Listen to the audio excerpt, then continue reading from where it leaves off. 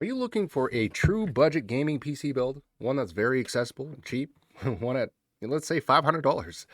Well, you're at the right place. Welcome to the best $500 gaming PC build of the month for April 2023, brought to you by NewbComputerBuild.com. My name is Court. All right, let's jump into it very quickly here. I just want to preface, if you've been checking out these builds every single month, not much has changed this month. But what I'm going to do this month is just dive into it in terms of what makes the $500 build and dive a little deeper into what you can realistically expect if you were going to actually use this build to game. And I want to preface also that this build does not use a graphics card. It doesn't have a graphics card. It actually uses the integrated graphics on the CPU. So while you might not get the best gaming performance in the whole world here for a budget gaming PC build, it does pretty well. But it also gives you the opportunity to upgrade to a GPU should you want to in the future as well too, leaving you that option when you do have the budget. But let's jump into it. Let's go through the build, and then I'm going to jump over to some benchmarks, let's say, and give you some examples of what you could realistically expect with this gaming PC build, which actually does come in under $500, mind you. So we'll get into that and what the cost is this month after doing the hardware overview, and then go into some example benchmarks that through Tom's hardware that I found for this particular CPU. But let's jump into it. So the CPU for the $500 gaming PC build of the month for April 2023, this is the real power driver. It's both the graphics and the CPU and the processing and everything. This is the real gem for this build. So the CPU for this one is the AMD Ryzen 7 5700G processor with Radeon graphics. The CPU comes in at $178 at the moment. If you had even less of a budget, or you wanted to cut your budget even further, you could consider its lower cousin, or whatever you want to call it. The other version, not the other version. Oh my God. The Another alternative would be the AMD Ryzen 5 5600G. So as an alternative to the Ryzen 7 5700G, but your performance will be a little less, mind you, but you can save even more and still game. So I'll put that out there. But loosely what you can expect with this is that you can kind of game smoothly at 1080p gaming on lower presets in games. So that's kind of the overarching message for this build in terms of what to expect, but we'll go into those benchmarks in a second. I'm just rambling now. Let's go on. The cooler we have is included, which is the AMD Wraith Stealth Cooler, so no cost associated with that.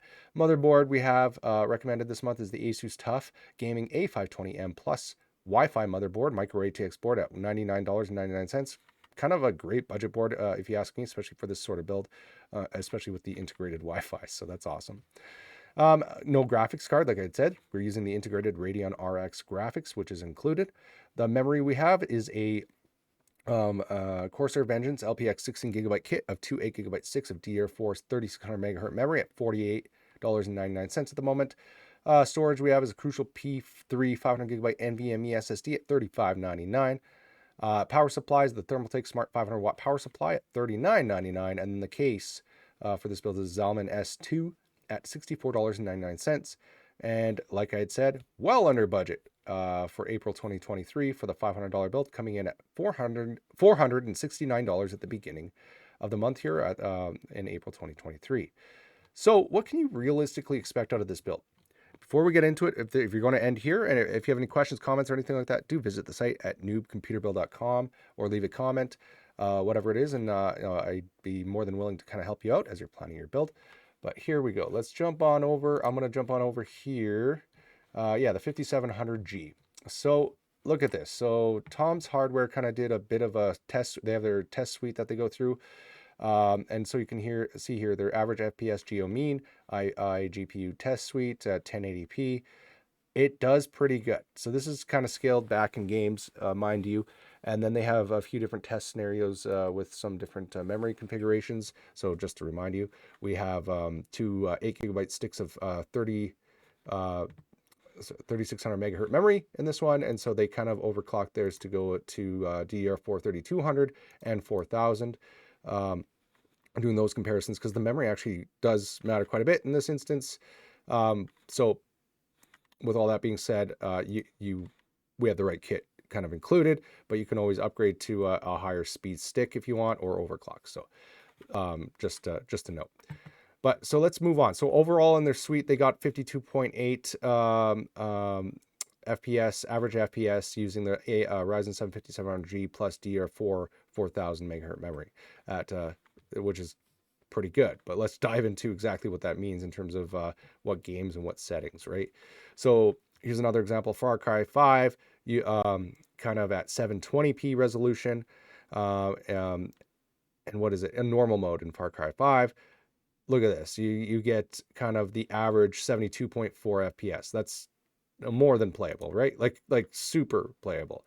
You go into kind of 1080p Far Cry 5 normal settings, and you're getting about 38.5 FPS. Still good, right? Using integrated graphics, so not bad. Let's move down here. GTA 5, Grand Theft Auto 5. Again, actually, no, this is not a good one because it's... Yeah, here we go. Sorry, I was looking at the wrong spot.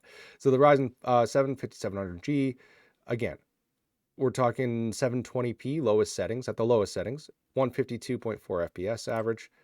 Fantastic. Let's go into lowest settings at 1080p, 99.6 FPS average. Like, that's super. That's awesome, right? Mind you, that'll go down significantly as you up the settings, but we're talking like, this is a very accessible build. So Shadow of the Tomb Raider on the Ryzen 7 5700G. So we have here at 720p, lowest settings, and this is a notoriously kind of demanding game, or it's been not the most demanding game, but it's been used in benchmark suites for quite a while. So here, 5700G, 72 FPS average at lowest settings at 720p. Going at 1080p lowest settings, we have 43.7 FPS. Good, that's good, right? So I guess what I'm trying to summarize here is that this is a very this is a realistically like a very playable CPU. It's a very the CPU is very applicable to gaming.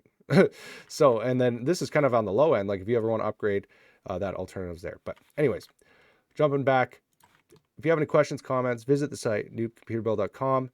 Or if you have another budget, do visit the site as well, such as we have the $800, $1,000, and $1,500 builds as examples, as prime entry points in terms of what you want to expect out of the performance you want out of your PC. So these are the examples here.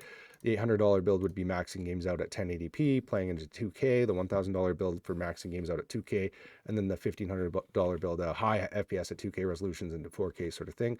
$500 build, again, being able to kind of game highly at 720p, but also any game at 1080p on, let's say, low settings. All right, that does it for this month. Best of luck building your next gaming PC build, whether it be on a budget or higher than that. All right, thank you.